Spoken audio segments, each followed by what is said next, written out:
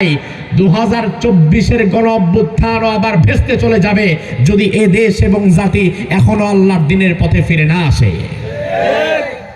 যদি বাঁচতে চান, যদি মুক্তি পেতে চান, আগামীর বাংলাদেশকে যদি ন্যায় ইনসাফের সুন্দর বাংলাদেশ হিসাবে দেখতে চান, রাসূলুল্লাহর আদর্শের বিপরীতে অন্য কারো আদর্শ মানা যাবে কি ভাই? অসম্ভব। আমার ভাইরা, আবু তালেব ইসলামের জন্য যার অনেক অবদান, আল্লাহর হাবিবকে বড় বেশি ভালোবাসতেন। কতটা ভালোবাসতেন আবু তালেবের দিকে তাকালে দেখতে পারবেন। রাসূলুল্লাহর জীবনীতে এসেছে, আল্লাহর হাবিব একদিন গভীর রাত্রে বেলা ঘুমিয়ে আছেন। গভীর রাত 2টা 2:30টার দিকে হঠাৎ করে আবু তালেব রাসূলুল্লাহর ঘরে গিয়ে বললেন, ভাতিজা তাড়াতাড়ি উঠে যাও। রাসূলুল্লাহ ধরফর করে উঠে বললেন, চাচা কোনো বিপদ আপদ হয়েছে কিনা? এবার আবু তালেব বললেন, ভাতিজা রে, তুমি একটু কষ্ট করে আমার বিছানায় গিয়ে ঘুমাও আর তোমার বিছানাটা আমার জন্য ছেড়ে দাও। আল্লাহর হাবিব বললেন, চাচা আমার বিছানা তোমার জন্য ছাড়বো কেন, আর তোমার বিছানায় আমি যাব কেন? আবু তালেব বললেন, ভাতিজা রে, যে মুহূর্তে তুমি তোমার খাটে শুয়ে ঘুমিয়ে গিয়েছিলা, তখন দূর থেকে অনেক কাফের হয়তো তোমাকে তাকিয়ে দেখেছে। তারা যদি এই মুহূর্তে তোমাকে তীর নিক্ষেপ করে যদি মেরে ফেলে, আমি বড় কষ্ট পাবো।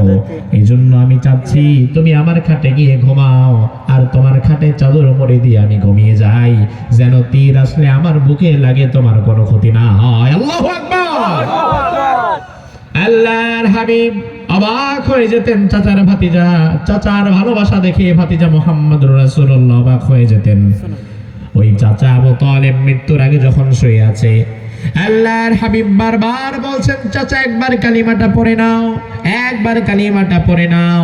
বুখারীর বর্ণনায় হাদিস এসেছে, রাসূল বললেন, চাচা ইয়া আম্মি, ও আমার চাচা, কুল লা ইলাহা ইল্লাল্লাহ কালিমাতান লা আশহাদু লাকা বিহা ইনদাল্লাহ। ও আমার কলিজার টুকরা চাচা, একটা বার তুমি কালিমা পড়ে নাও, একটা বার আল্লাহকে সাক্ষ্য দিয়ে নাও, লা আশহাদু লাকা বিহা ইনদাল্লাহ, কিয়ামতের ময়দানে আল্লাহর দরবারে আমি তোমার জন্য সুপারিশ করব। চাচা আবু তালেব বললেন, ভাতিজা এই মুহূর্তে আমি যদি কালিমা পড়ে নেই, তাহলে আমার পাড়াপড়তে আবু জেহেলের দল তারা সব জায়গায় বলবে, মুহাম্মাদের ভয়ে, ইসলামের শাস্তির ভয়ে, আল্লাহর জাহান্নামের শাস্তির ভয়ে আবু তালেব মৃত্যুর আগে কালিমা পড়েছে। তারা আমারে ভীতু মনে করবে, কাপুরুষ মনে করবে। ও ভাতিজা, আমি কাপুরুষ হয়ে মরতে চাই না, এই জন্য তোমার ধর্ম আমি নিলাম না, আমি আমার বাবার ধর্মের উপরেই রয়ে গেলাম। আমার ভাইয়েরা জবাব দেন, ইসলাম যারা গ্রহণ করে, দিন যারা মানে, তারা কি কাপুরুষ না বীর পুরুষ? কিন্তু আবু তালেব বুঝতে পারে নাই। অবশেষে আবু তালেব মৃত্যু হয়ে গেল। আল্লাহর হাবিব দর দর করে কাঁদা শুরু করলেন।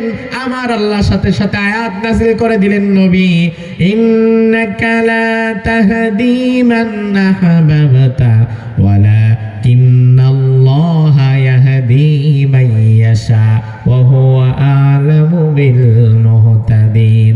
ও নবী, আপনি যাকে চাইবেন তাকে আপনি হেদায়েত দিতে পারবেন না, কারণ হেদায়েতের মালিক তো আপনি না, হেদায়েতের মালিক কে? আল্লাহ। তাহলে আমার ভাইয়েরা জবাব দেন, হেদায়েতের মালিক কে? এবার আমি আপনাদেরকে আরেকটা আয়াত শোনাই। এবার ওই আয়াতটা শুনলে একটু খটকা লাগবে।